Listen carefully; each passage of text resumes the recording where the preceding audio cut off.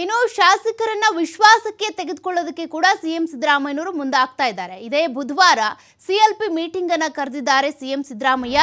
ರಾಜ್ಯಪಾಲರು ಪ್ರಾಸಿಕ್ಯೂಷನ್ಗೆ ಅನುಮತಿ ಕೊಟ್ಟಿರೋದ್ರಿಂದ ಈಗ ಶಾಸಕರು ಹಾಗೂ ಸಚಿವರು ಎಲ್ಲರನ್ನೂ ಕೂಡ ವಿಶ್ವಾಸಕ್ಕೆ ತೆಗೆದುಕೊಳ್ಬೇಕಾಗುತ್ತೆ. ಈಗ ಸಿಎಂ ಸಿದ್ದರಾಮಯ್ಯನವರ ವಿರುದ್ಧ ಕೇಳಿಬಂದಿರುವಂತಹ ಆರೋಪದ ಕುರಿತಂತೆ ಪ್ರಾಸಿಕ್ಯೂಷನ್ಗೆ ರಾಜ್ಯಪಾಲರು ಅನುಮತಿ ಕೊಟ್ಟಿರೋದ್ರಿಂದ ಸಾಕಷ್ಟು ಅಸಮಾಧಾನ ಶುರುವಾಗ್ತಾ ಇರುತ್ತೆ.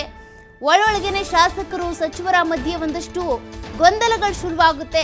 ಸಿದ್ದರಾಮಯ್ಯನವರು ಏನಾದರೂ ಹೀಗೆ ಮಾಡಿದ್ದಾರಾ, ನಿಜವಾಗ್ಲೂ ಕೂಡ ಅವ್ರ ಮೇಲೆ ಬಂದಿರುವಂತ ಆರೋಪ ನಿಜಾನಾ, ಒಂದಷ್ಟು ಗೊಂದಲಗಳು ಇದ್ದೇ ಇರುತ್ತೆ. ಹಾಗಾಗಿ ಸಿದ್ದರಾಮಯ್ಯನವರು ಶಾಸಕರನ್ನ ವಿಶ್ವಾಸಕ್ಕೆ ತೆಗೆದುಕೊಳ್ಳೋದಕ್ಕೆ ಅಂತ ಮುಂದಾಗ್ತಿದ್ದಾರೆ. ಬುಧವಾರ ಸಂಜೆ ಖಾಸಗಿ ಹೋಟೆಲ್ನಲ್ಲಿ ಈ ಮೀಟಿಂಗ್ ನಡೆಯುವ ಸಾಧ್ಯತೆ ಇದೆ.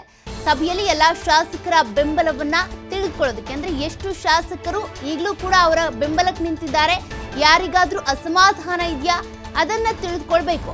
ಹಾಗಾಗಿ ಈ ಸಿಎಲ್ಪಿ ಮೀಟಿಂಗ್ ಅನ್ನ ಕರೆಸಿದ್ದಾರೆ. ಅದೇ ರೀತಿಯಾಗಿ ಪ್ರಾಸಿಕ್ಯೂಷನ್ ವಿಚಾರವಾಗಿ ಸರ್ಕಾರದ ಹೋರಾಟದ ಬಗ್ಗೆ ಕೂಡ ಚರ್ಚೆ ಆಗುತ್ತೆ. ಈಗಾಗಲೇ ಕ್ಯಾಬಿನೆಟ್ ಮೀಟಿಂಗ್ ನಲ್ಲೂ ಇದ್ರ ಬಗ್ಗೆ ಚರ್ಚೆ ಆಗಿದೆ. ಜೊತೆಗೆ ಶಾಸಕರ ಜೊತೆಗೂ ಕೂಡ ಇದನ್ನೇ ಚರ್ಚೆ ಮಾಡ್ತಾರೆ.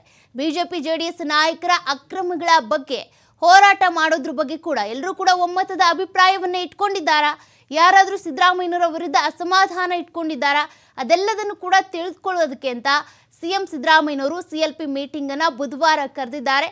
ಸಂಜೆ ಖಾಸಗಿ ಹೋಟೆಲ್ನಲ್ಲಿ ನಡೆಯುವಂತ ಸಾಧ್ಯತೆ ಇದೆ.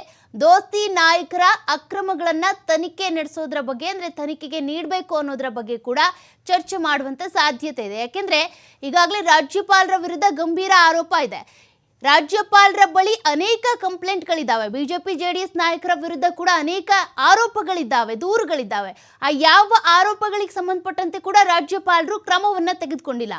ಆದರೆ ಸಿದ್ದರಾಮಯ್ಯನವರ ವಿರುದ್ಧ ಬಂದಂತಹ ಆರೋಪಕ್ಕೆ ಸಂಬಂಧಪಟ್ಟಂತೆ ಒಂದು ದಿನ 24 ಗಂಟೆ ಒಳಗಡೆ ಆದರೂ ಕೂಡ 2 ತಾಸಲ್ಲಿ ಬಂದಂತಹ ಆ ಕಂಪ್ಲೇಂಟ್ ಏನಿದೆ, ಅಬ್ರಹಾಂ ಅವರು ಕೊಟ್ಟಂತಹ ಕಂಪ್ಲೇಂಟ್ 2 ತಾಸು ಒಳಗಡೆ ಆ ಒಂದು ಕಂಪ್ಲೇಂಟನ್ನ ಓದಿ ಕ್ರಮವನ್ನ ತೆಗೆದುಕೊಂಡಿರುವಂಥದ್ದು. ಅಂದರೆ ಶೋಕಾಸ್ ನೋಟಿಸ್ ಅನ್ನು ಜಾರಿ ಮಾಡಿದ್ರು. ಅದಾದ ಬಳಿಕ ವಾರದೊಳಗೇನೆ ಈಗ ಪ್ರಾಸಿಕ್ಯೂಷನ್ಗೆ ಅನುಮತಿ ಕೊಟ್ಟಿದ್ದಾರೆ. ಹಾಗಾದ್ರೆ ಸಿದ್ದರಾಮಯ್ಯನವರ ಕೇಸ್ನಲ್ಲಿ ಮಾತ್ರ ಯಾಕೆ ಇಷ್ಟೊಂದು ಮುತುವರ್ಜಿ ವಹಿಸ್ತಿದ್ದಾರೆ, ಯಾಕೆ ಇಷ್ಟೊಂದು ವೇಗವಾಗಿ ಕ್ರಮಗಳನ್ನು ತೆಗೆದುಕೊಳ್ತಿದ್ದಾರೆ? ಅದೇ ಬಿಜೆಪಿ ಜೆಡಿಎಸ್ ವಿರುದ್ಧ ಬಂದಿರುವಂತಹ ಅಕ್ರಮಗಳು, ಆರೋಪಗಳ ಬಗ್ಗೆ ಮಾತ್ರ ಯಾಕೆ ರಾಜ್ಯಪಾಲರು ತಲೆ ಕೆಡಿಸ್ಕೊಳ್ತಾ ಇಲ್ಲ? ಇವೆಲ್ಲ ಒಂದಿಷ್ಟು ಗೊಂದಲಗಳು, ಪ್ರಶ್ನೆಗಳು ಇದ್ದೇ ಇದ್ದಾವೆ. ಹಾಗಾಗಿ ಇದರ ಬಗ್ಗೆ ಇರ್ಬೋದು, ಮತ್ತೆ ಸಿದ್ದರಾಮಯ್ಯನವರು ಹೇಗೆ ಕಾನೂನಾತ್ಮಕ ಹೋರಾಟ ಮಾಡಬೇಕು, ಮತ್ತೆ ಸಿದ್ದರಾಮಯ್ಯನವರ ಬೆನ್ನಿಗೆ ಎಷ್ಟು ಶಾಸಕರು ಸಚಿವರು ನಿಂತಿದ್ದಾರೆ, ಯಾರಿಗಾದ್ರೂ ಇದಕ್ಕೆ ಸಂಬಂಧಪಟ್ಟಂತೆ ಅನುಮಾನಗಳು, ಗೊಂದಲಗಳು ಇದ್ದಾವ, ಇದೆಲ್ಲದ್ರ ಬಗ್ಗೆ ಕೂಡ ಕೂಲಂಕುಷವಾಗಿ ತಿಳಿದುಕೊಳ್ಬೇಕು ಅನ್ನುವಂಥ ಕಾರಣಕ್ಕೆ ಬುಧವಾರ ಸಿಎಲ್ಪಿ ಮೀಟಿಂಗ್ ಅನ್ನು ನಡೆಸಲಿದ್ದಾರೆ ಸಿಎಂ ಸಿದ್ದರಾಮಯ್ಯನವರು. ಆ ಸಭೆಯಲ್ಲಿ ಇದೆಲ್ಲದ್ರ ಬಗ್ಗೆ ಕೂಡ ಚರ್ಚೆ ಆಗುತ್ತೆ.